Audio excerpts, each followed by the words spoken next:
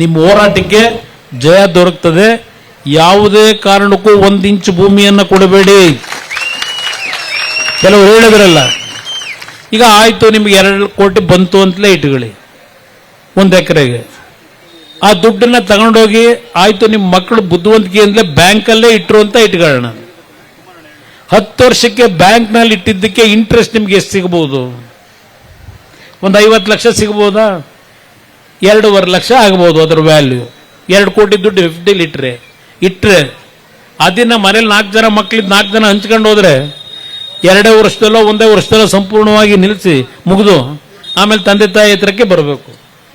ಇಲ್ಲಿ 2.5 ಕೋಟಿ ನೀವು 10 ವರ್ಷ ಬ್ಯಾಂಕಲ್ಲಿ ಇಟ್ರು ಬಂದರೆ, ಅದೇ 10 ವರ್ಷ ನಿಮ್ಮ ಭೂಮಿ ನಿಮ್ಮ ಕೈಲೇ ಇಟ್ಕೊಂಡ್ರೆ ಅದು ಎಷ್ಟು ಕೋಟಿ ಆಗ್ಬೋದು?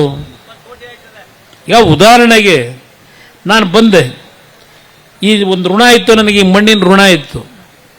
ಅವತ್ತು 1984-85ರಲ್ಲಿ ಕೇತಗನಹಳ್ಳಿ ಹತ್ರ ನಾನು ಏನು ಜಮೀನು ಖರೀದಿ ಮಾಡಿದೆ, ತಗೊಂಡಿದ್ದು ನಾನು 4.5 ಲಕ್ಷಕ್ಕೆ, ಒಂದು ಟೋಟಲ್ 4.5 ಲಕ್ಷ, 8,000ದಿಂದ 12,000 ಅವತ್ತಿನ ವ್ಯಾಲ್ಯೂ.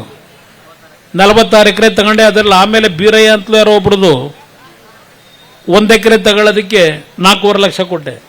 45 ಎಕರೆಗೆ 4.5 ಲಕ್ಷ ಖರೀದಿ ಮಾಡಿದ್ದು. 1 ಎಕರೆ ತಗೊಳ್ಳೋದಕ್ಕೆ ಆಮೇಲೆ ಒಂದು 4-5 ವರ್ಷ ಆದಮೇಲೆ 4.5 ಲಕ್ಷ ಕೊಟ್ಟೆ. ಇವತ್ತು ವ್ಯಾಲ್ಯೂ ಎಷ್ಟಿದೆ ಅಲ್ಲಿ? ಅದೇನೋ ಹೇಳ್ಕೊಂಡವರಲ್ಲ, ಅದೇನೋ 80 ಎಕರೆಗೆ 480 ಕೋಟಿ ಅಂತೇಳಿ ಪೋಸ್ಟ್ ಹಾಕೊಂಡವ್ರೆ, ಇಲ್ಲ ಟಿ ವಿಲಿ ತೋರಿಸ್ತಾ ಇದ್ರಿ. ಏನು ಇವ್ರ ಥರ ದಗಾದಕೋರ್ಸ್ ಕೆಲಸ ಮಾಡಿಬಿಟ್ಟು ತಗೊಂಡಿದ್ದೀರ? ನಾನು ಬೇಡಪ್ಪ ಅಂದೆ ನಾನು, ಮತ್ತೆ ಒತ್ತಾಯ ಮಾಡಿದ್ರು. ಇವತ್ತು ರೇಟಲ್ಲಿ ಏನಿದೆ ಅನ್ನೋದು ನಂದು ಎಕ್ಸಾಂಪಲ್ ಹೇಳ್ತಾ ಇದ್ದೀನಿ. ಇವತ್ತು ಎಕರೆ 3 ಕೋಟಿ 4 ಕೋಟಿ ಆಗಿದೆ. ಈಗ ಬೇರೆ ಯಾವುದು ಬೇಡಿ, ಇದೆಂಥದ್ದು ನಿಮ್ಮ ಪಕ್ಕದಲ್ಲಿ ಗಾಲ್ಫ್ ಕ್ಲಬ್ ಕೆಲಸಕ್ಕೆ ಹೋಗೋರು ಇಲ್ಲಿಂದ ಹುಡುಗರು, ಅವ್ರಿಗೂ ಕೆಲಸ ಇಲ್ದಂಗೆ ಮಾಡಿದ್ರು. ಈಗ ಅವರೇ ಫಿಕ್ಸ್ ಮಾಡಿರೋ ರೇಟ್ ಅದು. ಹೊಸೂರು ಪಕ್ಕದಲ್ಲೇ ಇರತ್ತಾನೆ, ಅವ್ರು ಯಾರೋ ಇಲ್ಲಿ ನಿಂತವ್ರಲ್ಲ, ಅವ್ರು ಹೋಗಿ ಅಲ್ಲಿ ಹೇಳ್ಬೇಕಲ್ವ? ಏನು ಕೊಟ್ಟೋ ಚಕ್ಕು ಇಲ್ಲಾರ ಪಾಪ ಮಂಜಣ್ಣ ಹೇಳ್ತಿದ್ದ. ಈಗ ನೇರ ಬಂದು ನೆನ್ನೆ ಫಸ್ಟ್ ಡೇ ಅದೆಲ್ಲ ನಮ್ಮ ಹಳೆ ಸ್ನೇಹಿತ ಬಂದು ಕೊಟ್ಟ, ಫೋಟೋ ಹಾಕ್ಸ್ಕೊಂಡು ದೊಡ್ಡ ಕಾರ್ಡ್ಬೋರ್ಡ್ ಇಟ್ಕೊಂಡು. ಈಗ ನೆನ್ನೆ ಇವರೊಂದು 10 ಜನ ಕೊಟ್ಟವರಂತೆ. ಅಲ್ಲಪ್ಪ, ಇಲ್ಲಿ ಈಗಲ್ಟೊಂದು ಸರ್ಕಾರಿ ಭೂಮಿ, ಅದು ರೈತರ ಭೂಮಿ ಅಲ್ಲ, ಖರಾಬು. 12 ಕೋಟಿ ಫಿಕ್ಸ್ ಮಾಡಿದೆಯಲ್ಲಪ್ಪ ಅಲ್ಲಿ.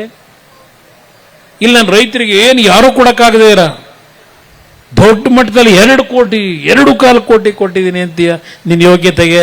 ಅಲ್ಲಿ 12 ಕೋಟಿ ಫಿಕ್ಸ್ ಮಾಡೋದಲ್ಲಪ್ಪ.